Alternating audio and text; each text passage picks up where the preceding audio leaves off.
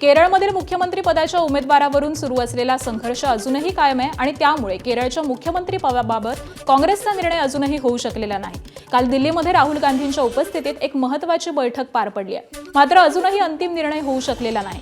काँग्रेसच्या 3 वरिष्ठ नेत्यांमध्ये मुख्यमंत्री पदासाठी चुरस वाढलेली आहे। केरळचे विरोधी पक्षनेते व्ही.डी. सतीशन, माजी विरोधी पक्षनेते रमेश चेन्निथला आणि अखिल भारतीय काँग्रेस समितीचे सरचिटणीस के.सी. वेणुगोपाल यांच्यामध्ये मुख्यमंत्री पदासाठी स्पर्धा रंगली आहे। सूत्रांच्या माहितीनुसार के.सी. वेणुगोपाल यांच्या नावाला सतीशन यांचा विरोध आहे आणि त्यामुळे खरगे आणि राहुल गांधींनी त्यांच्यासोबत चर्चा केली आहे, मात्र अजूनही अंतिम निर्णय हा झालेला नाही। पश्चिम बंगालच्या शपथविधीनंतर आज केंद्रीय गृहमंत्री अमित शहा कर्नाटक दौऱ्यावरती गेले। पुढील वर्षी कर्नाटकमध्ये विधानसभेच्या निवडणुका होणार आहेत, त्याच पार्श्वभूमीवरती शहांचा हा दौरा महत्त्वाचा मानला जातोय। शहांनी कर्नाटकमध्ये जाऊन येडियुरप्पा यांचं जोरदार कौतुक केलंय। काही महिन्यांपासून येडियुरप्पा आणि भाजपच्या श्रेष्ठींसोबतच्या संबंधांबाबत विविध चर्चा रंगलेल्या होत्या, मात्र शहांनी त्यांचं कौतुक करून या सगळ्या चर्चा फेटाळून लावल्यात। शहा यांचा हा दौरा म्हणजे एक प्रकारे 2027च्या निवडणुकीची तयारी सुरू असल्याचे संकेत मानले जात आहेत। मुंबई पुणे प्रवासादरम्यान शरद पवारांच्या राष्ट्रवादीच्या खासदार सुप्रिया सुळे यांच्या गाडीला अपघात झालाय। एका कारनं त्यांच्या गाडीला धडक दिली। सुदैवाने या अपघातामध्ये सुळे यांना कोणतीही दुखापत झाली नसल्याची माहिती त्यांनी स्वतः दिली आहे। व्हॉट्सअपवरती स्टेटस टाकत सुप्रिया सुळेंनी ही माहिती दिली आहे। यवतमाळच्या नेर तालुक्यातील अंजती पारधी बेड्यावरती राहणारी 6 वर्षीय चिमुकली अन्वी भोसलेचा संशयास्पद मृत्यू झाला होता। या प्रकरणात एक मोठी अपडेट समोर आली आहे। 1 मे रोजी पाण्यासाठी गेलेली असताना तिला अचानक चक्कर येऊन तिचा मृत्यू झाला होता। यावेळी कोणताही वैद्यकीय तपास न करता तिचा मृतदेह घाईघाईने पुरण्यात आला, त्यामुळे तिचा मृत्यू उष्माघाताने की पाणी टंचाईने झाला याबाबत संशयाचं वातावरण निर्माण झालं होतं। यामुळे प्रशासनाने या प्रकरणाची गांभीर्याने दखल घेतली आहे। अन्वीचा पुरलेला मृतदेह पुन्हा बाहेर काढण्यात आलाय। या मृतदेहाचं त्याच ठिकाणी शवविच्छेदन करण्यात आलं। प्रशासन, फॉरेन्सिक टीम आणि आरोग्य विभागाच्या उपस्थितीमध्ये हे शवविच्छेदन करण्यात आलं।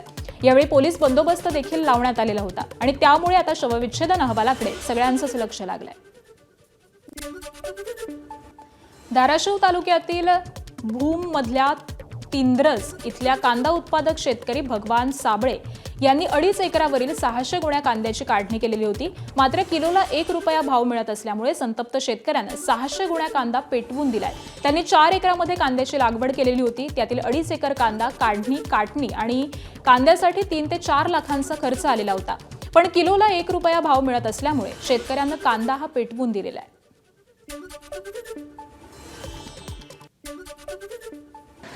मला 4 एकर कांदा होता, तर त्या ह्याच्यातला 4 एकर मधला 2.5 एकर कांदा आहे हा पेटून दिलेला। 2.5 एकरावरला कांदा पेटून दिलेला आहे मी। तर हा कांदा काढण्यासाठी जवळजवळ 1 ते 1.5 महिना कालावधी गेला आणि आता मी व्यापाऱ्याला फोन केला तर कालची पट्टी, आज एका गाडीची पट्टी आलेली आहे फक्त 4,000 रुपये। तर काढणीचा आणि काटणीचा मजुराचा खर्च निघलेला नाही। माझ्यावर आज जवळजवळ 3 ते 4 लाख रुपये ह्याचा कांद्याचा लावणीपासून काढणीपर्यंत 4 लाख रुपये खर्च झालेला आहे। भंडारा जिल्ह्यात 1 ते 6 मे दरम्यान झालेल्या सोसाट्याच्या वाऱ्यासह अवकाळी पाऊस आणि गारपिटीमुळे 72 गावांमधील 802 हेक्टर क्षेत्रावरील पिकांना फटका बसलाय। कृषी विभागाने प्राथमिक अंदाज अहवाल तयार केलेला आहे, तर या आपत्तीमुळे 2123 शेतकरी प्रभावित झाले। नुकसानग्रस्त पिकांमध्ये उन्हाळी भात, मका, आंबा, भाजीपाला आणि अन्य फळ पिकांचा समावेश आहे। भंडारा जिल्ह्यामधील 7 तालुक्यांमध्ये मोहाडी तालुक्याला सर्वाधिक फटका बसलाय, तर प्रत्यक्ष सर्व्हेनंतर नुकसानीच्या आकडेवारीमध्ये बदल होण्याची शक्यता जिल्हा अधीक्षक कृषी अधिकारी यांनी वरिष्ठांना सादर केलेल्या अहवालात नमूद केली आहे। रत्नागिरीमध्ये संध्याकाळी झालेल्या वादळाचा थरारक व्हिडिओ समोर आलाय। राजापूर तालुक्यामधील बेनगी गावामध्ये वादळी वाऱ्यानं थैमान घातलं। गावातील क्रिकेट चॅम्पियन ट्रॉफीच्या मैदानामध्ये वाऱ्यानं प्रेक्षकांची दैना उडवली। चक्क वादळी वाऱ्यानं मैदानात हाहाकार उडाला। वाऱ्याच्या वेगामुळे प्रेक्षक हे सैरभैर पळत होते।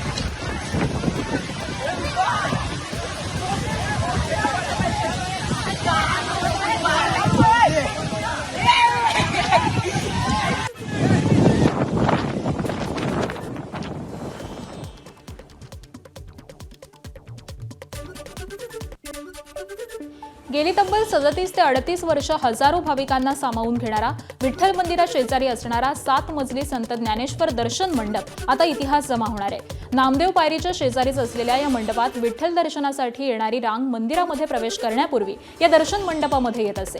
पण हा दर्शन मंडपाची यंदाची आषाढी यात्रा ही शेवटची यात्रा ठरणार आहे. यानंतर साधारण 1 ऑगस्ट पासून या 7 मजली दर्शन मंडपाचं पाडकाम सुरू होऊ शकणार आहे. यासोबतच मंदिराच्या मालकीची असलेली तुकाराम भवन नावाची इमारत देखील पाडली जाणार आहे.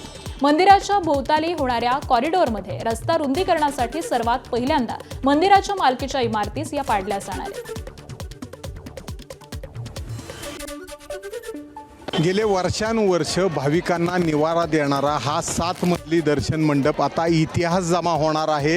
1 ऑगस्टपासून मुख्यमंत्र्यांचा जो कॉरिडॉर प्रकल्प आहे, पंढरपूरच्या विकासासाठी 4130चा जो प्रकल्प सुरू केलेला आहे, त्यामध्ये पहिल्यांदा ज्या इमारती खाली उतरवल्या जाणार आहेत ती इमारत मंदिर समितीची असणार आहे. हा मंदिराचा जो 7 मजली दर्शन मंडप होता हा पहिल्यांदा पाडण्यात येणार आहे. त्यानंतर त्याच पद्धतीनं मंदिराची तुकाराम भवन नावाची जी इमारत आहे, नामदेव पायरीच्या समोर चिटकून असलेला हा 7 मजली दर्शन मंडप किंवा याच बाजूला डाव्या हाताला असणारा तुकाराम भवन, या मंदिराच्या इमारती पहिल्यांदा पाडून घेतल्या जाणार आहेत आणि या ठिकाणी नवीन जे प्रकल्प आहेत त्यानुसार इमारती तयार होणार आहेत. त्यामुळं हा वर्षानुवर्ष भाविकांच्या सेवेत असलेला 7 मजली उत्तुंग दर्शन मंडप आता 1 ऑगस्ट नंतर खाली उतरवला जाणार आहे आणि भाविकांना त्यावेळेला नवीन व्यवस्थेतून दर्शनाला जाता येणार आहे. जो 4130 कोटीचा पंढरपूर विकासाचा प्रकल्प आहे त्यामध्ये जो 129 कोटीचा जो आराखडा गोपाळपूरला सुरू आहे तिथल्या मार्गातून भाविक थेट विठ्ठल मंदिरात पोहोचू शकणार आहेत. त्यामुळं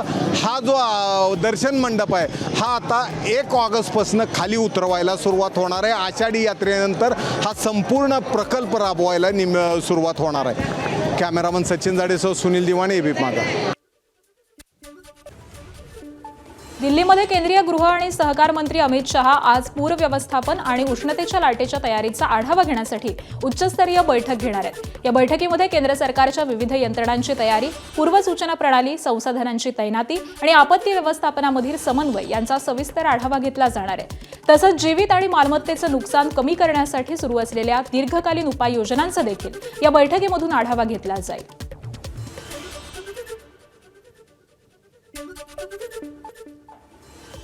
निदा खानच्या अटकेनंतर एमआयएमचे प्रमुख नेते असदुद्दीन ओवैसींनी निदाची पाठराखण केली आहे. निदावरती करण्यात आलेले सर्व आरोप चुकीचे आहेत. तिला कोर्टामध्ये नक्की न्याय मिळेल असा विश्वास ओवैसींनी व्यक्त केलाय. तर या संपूर्ण प्रकरणातील तक्रारदार राजकीय पक्षाशी संबंधित असल्याचा आरोप देखील करण्यात आलाय.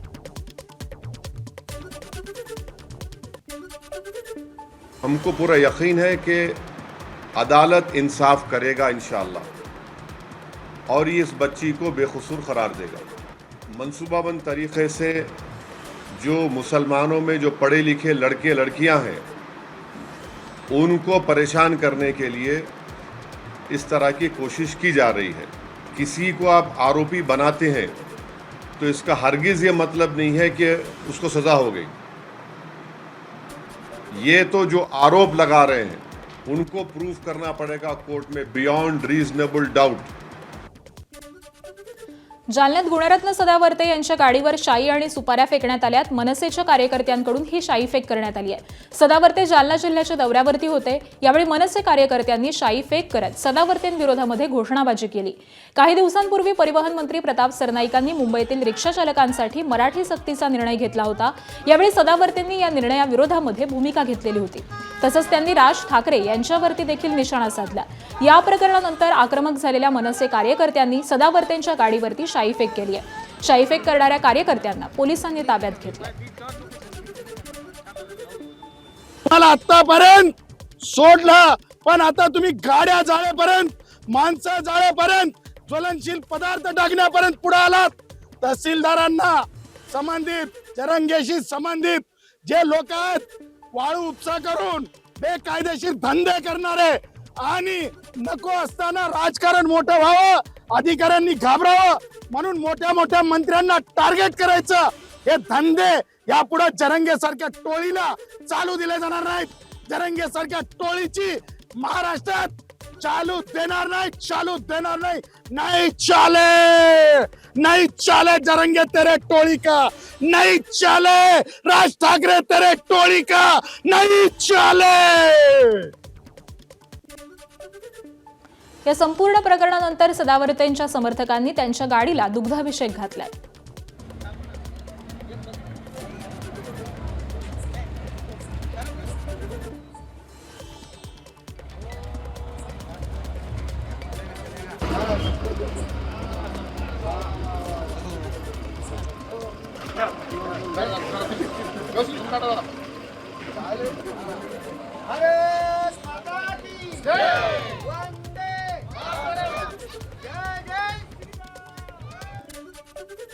भाजपच्या ट्रान्सपोर्ट सेल प्रणित नवभारतीय शिववाहतूक संघटनेच्या 9व्या वर्धापन दिनानिमित्त मराठी बोला महाराष्ट्र जोडा या मेळाव्याचं आयोजन करण्यात आलं होतं। उत्तर भारतीय रिक्षा चालक आणि टॅक्सी चालकांना मराठीचं महत्त्व पटवून देण्यासाठी या मेळाव्याचं आयोजन करण्यात आलं होतं। परिवहन मंत्री प्रताप सरनाईक यांनी या मेळाव्यामध्ये जाणीवपूर्वक हिंदीत भाषण केलं। मी हिंदीत बोलू शकतो, तशीच तुम्हाला देखील मराठी शिकावी लागेल असं त्यांनी आवर्जून सांगितलं। येत्या 15 ऑगस्ट पर्यंत मराठी शिका, पण शिकला नाहीत तर मी 16 ऑगस्टला कारवाई करेन असा इशारा देखील सरनाईकांनी दिला। अगर मैं हिंदी में बात कर सकता हूं तो तुम्हाला पण मराठीमध्ये बोलावंच लागेल। हे जेव्हा मनामध्ये आपण विश्वास घेऊन जाऊ त्यावेळेस ह्या मराठीचा विचार सर्वीकडे होईल। परत एकदा तुम्हाला सगळ्यांना खूप खूप शुभेच्छा देतो। परंतु एक गोष्ट मात्र नक्की, 15 ऑगस्ट पर्यंत जर तुम्ही मराठी शिकले नाही तर कारवाई मात्र मी करणार परिवहन मंत्री म्हणून, हे पण तुम्हाला सांगतो। त्यामुळे हा मनामध्ये विचार करून या ठिकाणावर जा आणि मराठी शिका। मराठी शिकण्यासाठी जे काही सहकार्य राज्य शासनाचं आणि परिवहन मंत्र्यांचं पाहिजे ते सगळं सहकार्य करायला मी तयार आहे। मराठीच्या मुद्द्यावर मंत्री आशिष शेलारांनी मनसे अध्यक्ष राज ठाकरेंना टोला मारलाय। मराठी भाषा दिनाच्या कार्यक्रमात 1.5 तास अमराठी भाषण केलं। तुमच्या कार्यक्रमात तुम्ही अमराठी भाषण करता आणि रिक्षावाला मराठी शिकत असेल तर त्यावरती तुम्ही हात उचलता अशी टीका त्यांनी केली आहे। तुमच्या बंगल्यात आलेल्या अमराठी व्यावसायिकांशी तुम्ही मराठीत बोलता का असा सवालही शेलारांनी केलाय। तुमचा मुलगा बॉम्बे स्कॉटिशमध्ये शिकणार आणि आमचा रिक्षा चालक मराठी शिकतोय, हा दुटप्पीपणा आहे असं शेलारांनी म्हटलंय।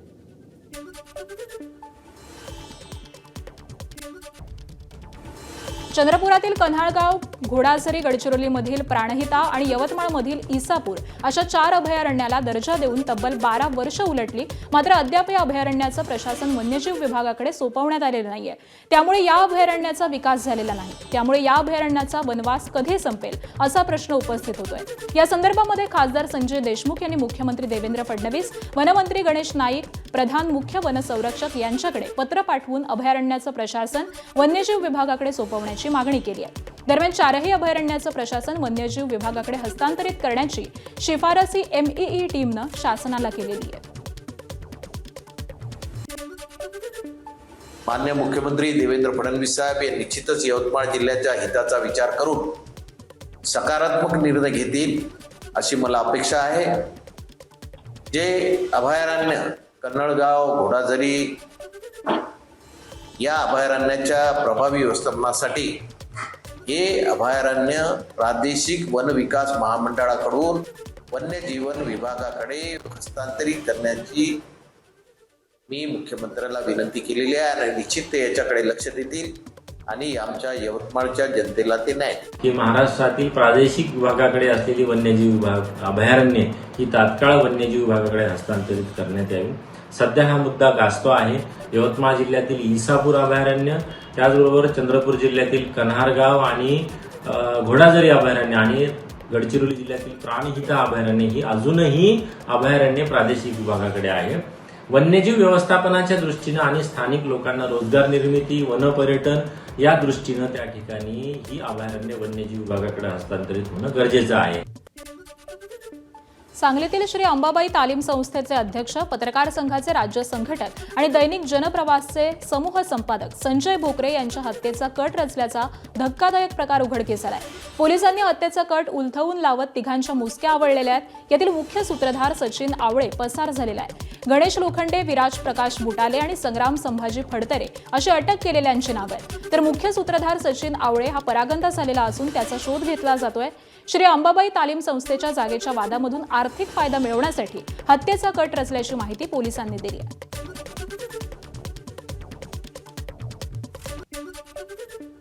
अंबाबाई तालीम संस्थेची जागा अंबाबाई तालीम संस्थेकडे ही 50 वर्ष ताब्यात आहे आणि ह्या जागेवरनं कुणीतरी उठतंय आणि ही जागा आमची आहे आणि त्याच्यासाठी सुपारी द्यायची आणि माझ्या हत्येचं कटच म्हणजे संजय भोकरेंना एकदा ह्याच्यातनं संपून टाकलं की ती संस्था आणि जागा सगळंच ताब्यात घ्यायचं हे षडयंत्र आहे कुणाचं तरी.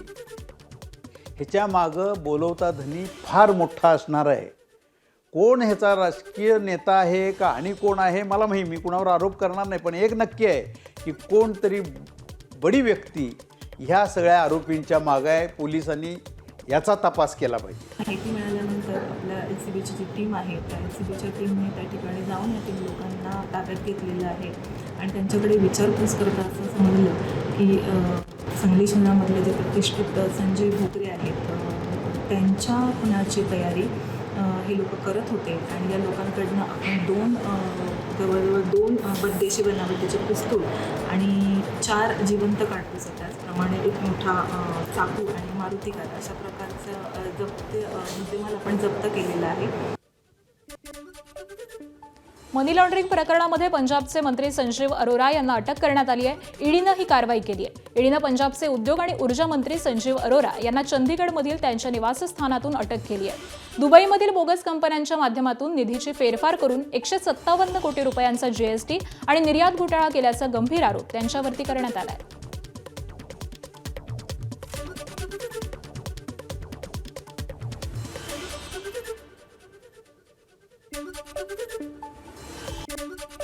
आणि दरम्यान पंजाबमधील मंत्री संजीव अरोरा यांच्यावरती झालेल्या ईडीच्या कारवाईनंतर नुकत्याच भाजपमध्ये प्रवेश केलेल्या राघव चड्ढा यांनी आम आदमी पक्षावरती गंभीर आरोप केलेत.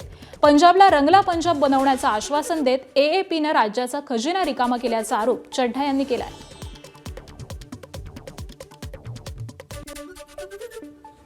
मोटे तौर पर जो हम देख रहे हैं और चीज़ें समझ रहे हैं वो यही है कि पंजाब को रंगला बनाने का सपना दिखाकर जो आम आदमी पार्टी सत्ता में आई थी उसने पंजाब सरकार के खजाने को लूटकर कंगला बनाने का काम किया है, जो पंजाबियत के साथ एक बहुत बड़ा बिट्रेल है, धक्का है, धोखा है. लखनौमधील बाजारखाला परिसरामध्ये भाजप युवा मोर्चाचे नेते चेतन यांच्यावरती गोळीबार झाल्याची धक्कादायक घटना घडली आहे. टिकैत राय तलावाजवळ झालेल्या या हल्ल्यामध्ये चेतन यांच्या कमरेला 2 गोळ्या लागलेल्या असून त्यांना तातडीनं ट्रॉमा सेंटरमध्ये दाखल करण्यात आलं.